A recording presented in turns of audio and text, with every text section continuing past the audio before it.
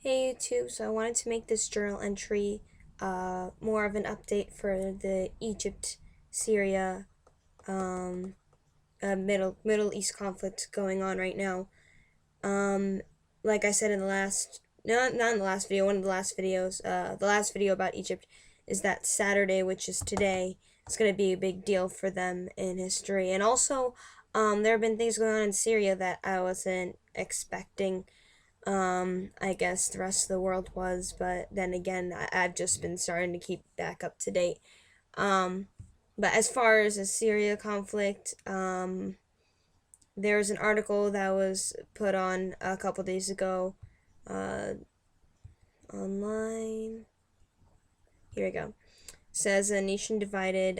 Tens of thousands of Syrians have lost excuse me, have lost their lives in escalating conflict between forces loyal to President Bashar al-Assad and those opposed to his rule. The bloody internal battle has forced, excuse me, hundreds of thousands to flee across the country's borders and is now threatening to tear the nation apart. I'm sorry.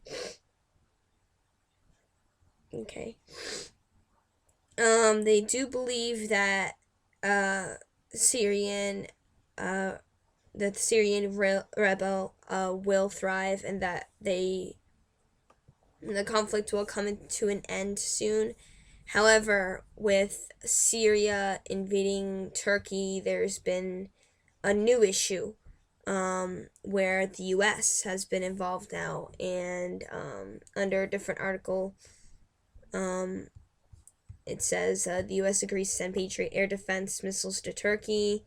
Um, This was last updated last night, actually. The U.S. sends Patriot air defense missiles and 400 troops to Turkey as part of a NATO force to protect Turkish territory from potential missile attacks from Syria.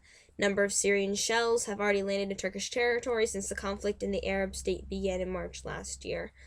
If people don't know this, Russia is actually allies with Syria, and Russia is saying that there's a good chance that the Syrian rebellion will thrive, and that Syria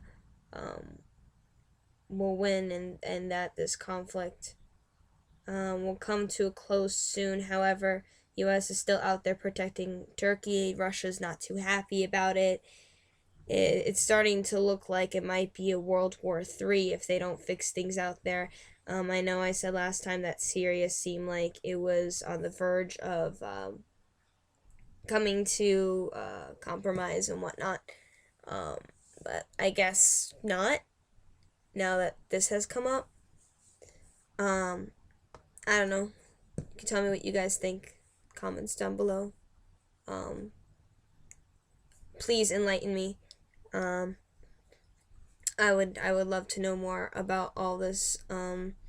There's also that's just mostly Syria and Turkey. There's also news on Egypt, and it says Egypt Constitution first round of referendum ends. Voting has closed in Egypt in the first leg of referendum on a controversial new constitution after a high turnout. I was actually watching a video about the voting, and that surprisingly enough, for as many people that showed up to vote, which quite a few did, there were people like around the corners of buildings. There wasn't as much violence and conflict as they expected. There was some tension with inside the buildings and the actual voting polls, but that's to be expected. There wasn't, as far as I know, and as far as I've read, there wasn't any real violence or controversy outside of the polls, like while they were in line or anything like that.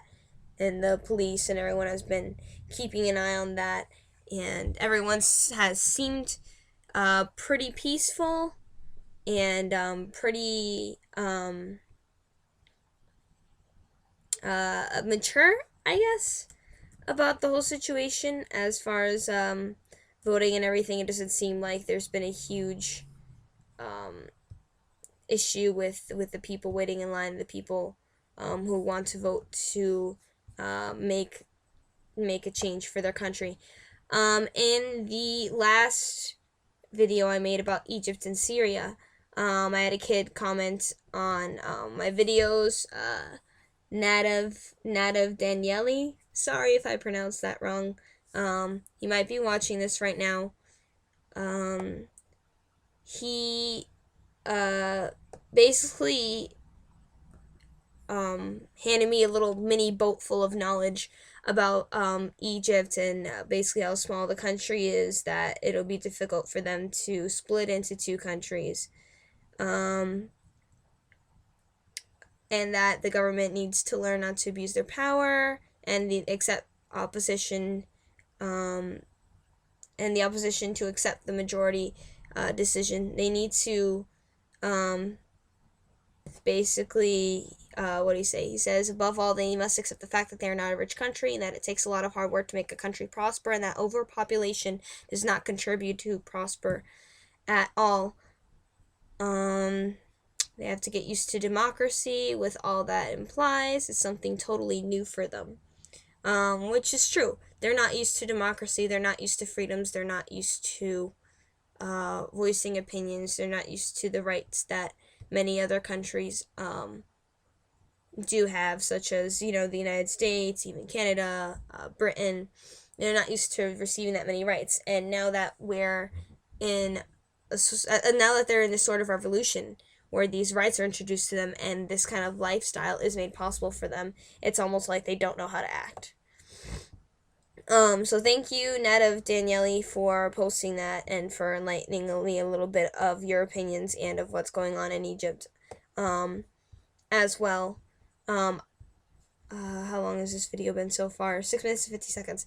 Okay, I'm going to read as much as I can about the article and then give my opinion about it if I have time. If not, then I guess I'll have to go into a second video and finish it off. But for the article, it states, President Mohammed Morsi and his Muslim Brotherhood have endorsed the document, but critics say it's poorly drafted and overly favors Islamists. The opposition National Salvation Front coalition has accused the Muslim Brotherhood of trying to rig the vote. The headquarters of the opposition Al-Wafd party has been attacked reportedly by extremist Islamists. 2 people are said to have been hurt during the attack in Cairo.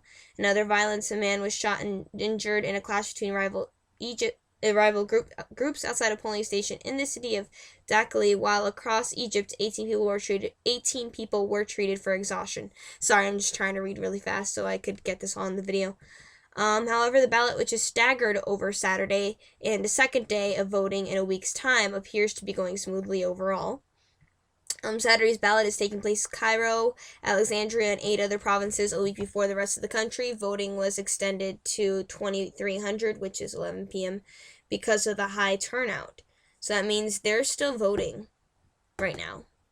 It's 9:43 on December 15th, 2012, and they're still voting, because it's not ending until 11 p.m. I'm not going to be able to finish the article. I'm already going up to 9 minutes on this video. However, I'll finish it in another video. But it's amazing how many people showed up, because they know that this is do or die. This can either change their lives for the better or make things significantly worse. Whichever way they vote, it's gonna be a pretty big deal for Egypt. And I just hope that however they vote, that they make the right decision, and that whatever new constitution and laws take place are for the people.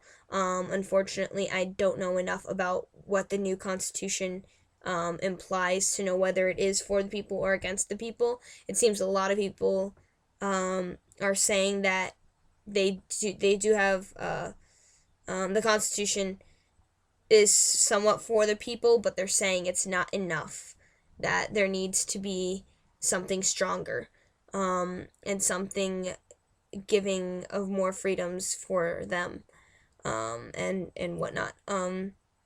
I'm kind of losing my voice, and I know I kind of sounded like mundane throughout this whole video, so I'm gonna stop, take a little break, and then come back for a second video. So don't lose out. Peace.